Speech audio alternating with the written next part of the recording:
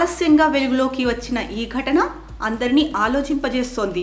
ముఖ్యంగా రీల్స్ చేస్తున్న వారు తగు జాగ్రత్తలు పాటించాల్సిన అవసరం ఎంతైనా ఉంది. ఇక పూర్తి కథనంలోకి వెళ్తే, ఆమె ఓ వివాహిత, అంతేకాదు ఓ సీనియర్ కానిస్టేబుల్ అజయ్ కుందు భార్య. ఆమె పేరు జ్యోతి. వాళ్ళు ఉండేది చండీగఢ్ ప్రాంతం.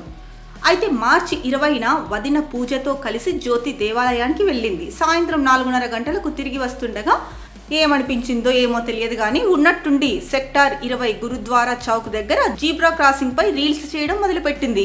సిగ్నల్ దగ్గర ఇరువైపులా వాహనాలు నిలిచిపోయాయి. అయినా కూడా జ్యోతి డాన్స్ చేస్తూనే ఉంది. ఒక ఫేమస్ పాట ప్లే అవుతుండగా ఆమె వదిన మొబైల్లో రికార్డ్ చేసింది. అక్కడితో ఆగకుండా ఇంటికెళ్ళి అజయ్ కుందు ఇన్స్టాగ్రామ్ ఖాతాలో అప్లోడ్ చేసింది. ఇది కాస్త వైరల్గా మారిపోయింది. ఇక ఈ విషయాన్ని హెడ్ కానిస్టేబుల్ జస్బీర్ చండీగఢ్లోని సెక్టార్ 34 పోలీస్ స్టేషన్లో ఫిర్యాదు చేశాడు. దీనిపై సీరియస్ అయిన చండీగఢ్ పోలీసులు దర్యాప్తు చేపట్టారు. ఏఎస్ఐ బల్జిత్ సింగ్ నేతృత్వంలోని బృందం సెక్టార్ 20లోని గురుద్వారా చౌక్, సెక్టార్ 17లోని పోలీస్ స్టేషన్లో ఏర్పాటు చేసిన సీసీటీవీ ఫుటేజ్లను పరిశీలించారు. రీల్స్ కారణంగా ట్రాఫిక్కు తీవ్ర అంతరాయం ఏర్పడినట్లుగా గుర్తించారు.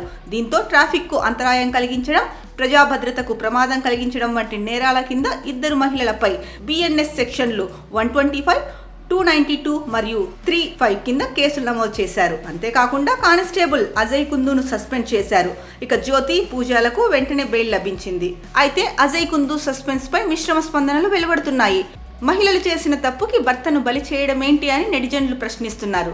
చాలా మంది ఈ నిర్ణయాన్ని తప్పు పట్టారు. ఇంకొకరు వినోదం కోసం అలా చేస్తే తప్పేంటి అని అడిగారు. మరికొందరు నడి రోడ్డుపై ఇవేమి పనులు అంటూ నిలదీశారు.